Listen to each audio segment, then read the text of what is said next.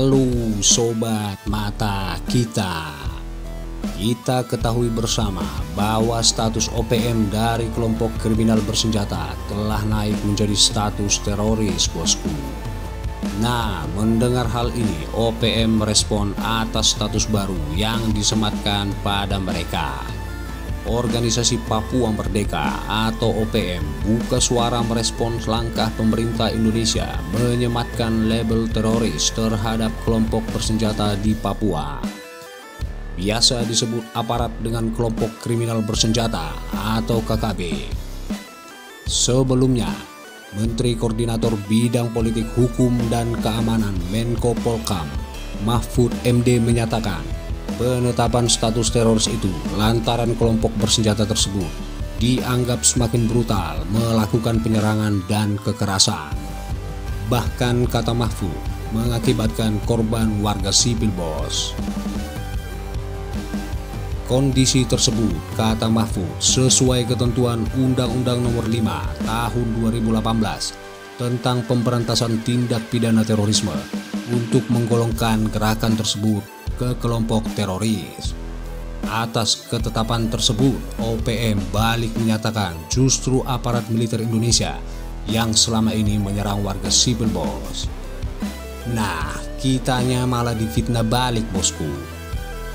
Berbeda dengan militer Indonesia, bagaimanapun pejuang kemerdekaan TPNPB, Tentara Pembebasan Nasional Papua Barat, tidak pernah menyerang penduduk sipil Indonesia, tulis Dewan Diplomatik OPM Amatus Akaubudo, dikutip Minggu 2 Mei 2021. Jika pemerintah Indonesia bersikeras melanjutkan program tersebut, maka dia mengancam pasukannya tak segan melakukan serangan serupa terhadap warga sipil, bos. Nah, udah nuduh soal pelanggaran HAM, malah mengancam menyerang warga sipil ini OPM, bosku. Jika Indonesia melanjutkan program teror dan genosida terhadap penduduk sipil Papua Barat, seperti yang terjadi selama hampir 60 tahun, dan masyarakat internasional tidak melakukan intervensi, tutur Amatus, pejuang kemerdekaan TPNPB OPM akan mengumumkan kampanye memusnahkan tidak hanya militer Indonesia yang menduduki Papua secara ilegal, tetapi juga orang Jawa ilegal dan pemukim Indonesia lainnya yang semakin mencuri tanah suci dan sumber daya orang Papua Barat. Lanjut dia lagi. Jadi semakin jelas siapa yang melanggar HAM sebenarnya, bosku.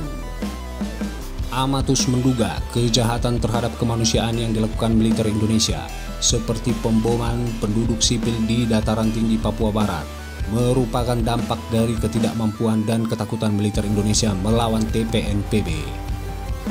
Dalam poin pernyataannya, Amatus pun menyebut dugaan program genosida Indonesia terhadap Papua telah dinyatakan dalam berbagai laporan sarjana hukum, akademisi, organisasi hak asasi manusia internasional, hingga Perserikatan Bangsa-Bangsa PBB. Karena itu, dia mengecam langkah PBB mengembalikan Papua Barat ke Indonesia pada 1963. Menurut Amatus, hal tersebut merupakan pelanggaran hukum internasional yang diatur Piagam PBB dan Indonesia, Amerika Serikat, Australia, dan negara-negara lainnya, bos. Dalam hal ini, Amatus menilai CIA, Badan Intelijen Pusat Amerika Serikat, juga turut bertanggung jawab dalam memunculkan kediktatoran militer pro-Amerika Serikat di Indonesia dan transfer ilegal Papua Barat demi eksploitasi emas di Papua Barat melalui perusahaan Freeport. Atas segala perkara tersebut, ia menyatakan OPM mengundang Indonesia untuk meratifikasi perjanjian yang mengatur pengadilan kriminal internasional. Sehingga OPM juga menawarkan kepastian ihwal dugaan kejahatan terhadap kemanusiaan dan genosida di Papua Barat maupun dugaan OPM melakukan tindak terorisme dapat diputus melalui pengadilan tersebut, bos. Kemudian sambung dia, OPM mengundang Indonesia untuk meminta Mahkamah Internasional memutuskan apakah upaya pendudukan Indonesia terhadap Papua saat ini legal atau sebaliknya. OPM juga mengundang Indonesia untuk memberikan akses kepada Komisioner Tinggi Hak Asasi Manusia (PBB), diplomat asing, dan jurnalis ke Papua Barat seperti yang dijanjikan Presiden Joko Widodo pada tahun 2015.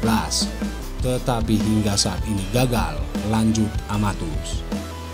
Kata dia, OPM tengah menghimpun intervensi militer dari pasukan keamanan PBB dan meminta dukungan moral serta material dari Uni Eropa, negara-negara Afrika, Karibia, Pasifik, dan semua anggota PBB yang diadvokasi dalam resolusi PBB ke-25, program aksi dan implementasi penuh dari deklarasi pemberian kemerdekaan kepada negara dan rakyat kolonial.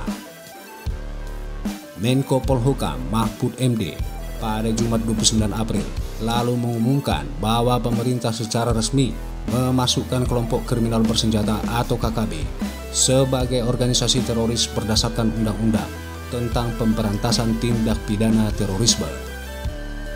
Apa yang dilakukan oleh KKB dan segala nama organisasinya dan orang-orang yang berafiliasi dengannya adalah tindakan teroris, ucap Mahfud.